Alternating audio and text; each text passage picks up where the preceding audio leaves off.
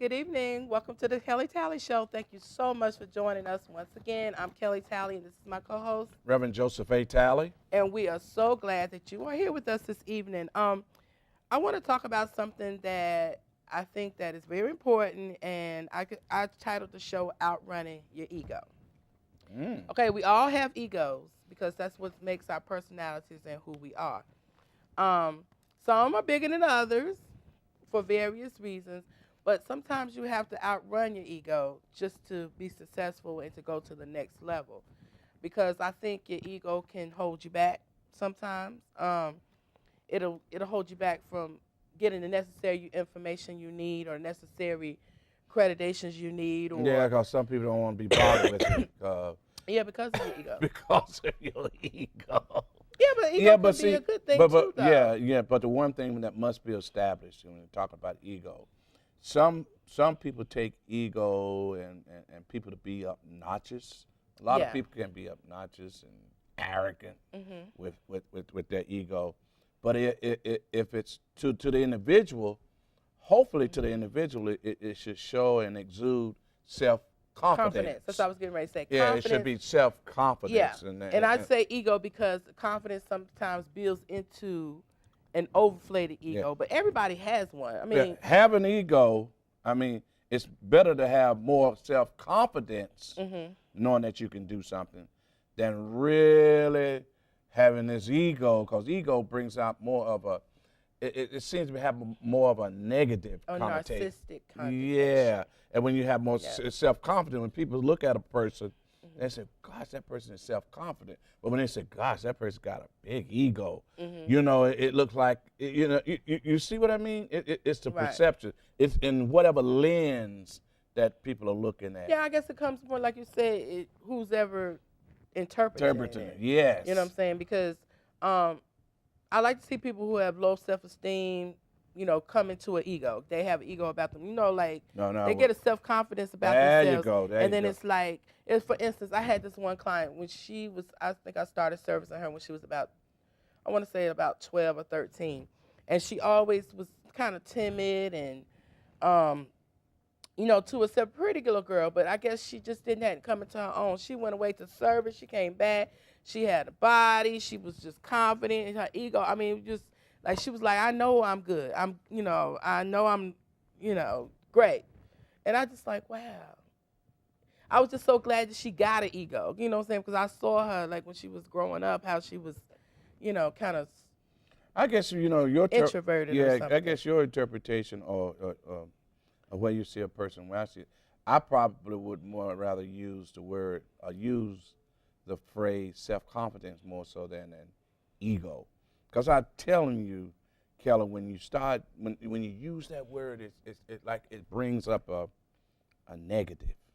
Okay, I can see that. But you're saying, and that's a good thing. I mean, I'm glad we're saying outrun that. Yeah, you got to outrun it. Because I have a big ego. Because you got to get past it. Yeah, and I have to outrun my ego sometimes because, and I'm just using myself. When you say outrun, though, what you mean in that? What I mean outrun. This is what I mean by outrun. Sometimes my ego will get in the way of me wanting to ask questions when I don't know something. It's like I should know it. And my ego's like, oh no, you're not gonna let them know you don't know it. But if you need to know, you gotta ask, right? That's correct. That's right. What I mean by outrunning my ego. Oh, okay. I'm in the hair business. That's what I do as a profession. It's lots of new stuff that come out. I've been doing it 20 years. So of course I have an ego because I know what I'm doing. Okay. But it's something new out there and I don't know what I'm doing. I have to outrun my ego to go find out what it is I don't know. But sometimes as a hairstylist, we get like big heads because what we know, and we can do it well. And then if you don't know something, you got to go to somebody else, and they're like, oh, you've been doing hair, you don't know how to do this. That's why you have to outrun your ego. That was just a different thing. Just like a pastor. Yeah. He may have been running his church for 20 years. Yep. Not new things come out because, the Bible is still the same and all that, but new ways of reaching people. Let's say the internet, social networking and stuff. He has to outrun his ego to go ahead and try to find out how to bring those type of people, bring that audience or bring that medium into his congregation, into his church to help it to grow or to continue to grow. Right. Okay. Because this is something new that you don't know about, but a lot of people have egos and they don't want to. That's right. That's right. And you know what? That's what I mean, outrunning An your ego, and you can use another word, and sometimes that blocks you, just because you made me think of something. Ego and pride. Pride, yeah.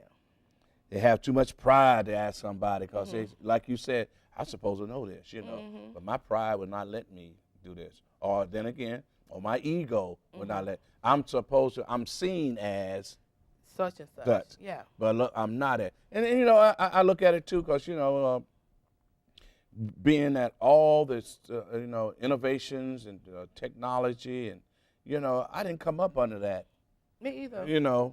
And I have to get my daughter to I have to do simple stuff on my telephone. I'll be like, Maya, how do you do this? Yes. She's like, Maya, you don't know how to do it. It's so easy. I'm like, there you go. It's easy for you because this is your era. Yeah. I'm in the era, that we used to use the tape recorder and push play and record and play and rewind, and we learn the words and we keep rewinding it until we learn the words. I mean, that's the era I come from, and tape recorder. Yeah, and then the whole thing too, it's just like, so we got to let our pride, you got to humble ourselves. Right. We got to humble ourselves, because humble is the way. I mean, this is scripture. And it's hard to be humble in this day and time. It's hard because people take advantage of you at your lowest point, or take advantage when they think that it's something from them that you need to get. And I hate it's that way. And it's not all the time that way. No, it's not. It's not all the time. And it depends upon what you're asking for. Exactly. It all depends what you're asking for. There are people who are willing to help, and then there are people who are willing, if they see that you're in an area vulnerable, they just seem like press you on down, exactly. Make it feel even worse. Like, make it feel like worse. Yeah. So if you're in a position out there to help somebody, to bring them up to standards, or bring them up to par, bring them up to speed, or whatever you're bringing them up to, don't make people feel less than. Make them feel like, okay, it's a good thing that you're trying something new. It's a good thing that you're wanting to learn. It's a good thing that you wanting to become 2012 instead of being back in 2000. No, because a lot of people have that fear. We're in the 21st century. Yeah, we're in the 21st century. And then 20th century stuff just doesn't seem like be cutting it now in the 21st century. But you have people who will not let go and will hang on. And it's me too. I was just laughing with my director because I had some Tic Tacs. Ain't nobody, Tic Tac, who buys Tic Tacs? Is it a special store that you go buy Tic Tac?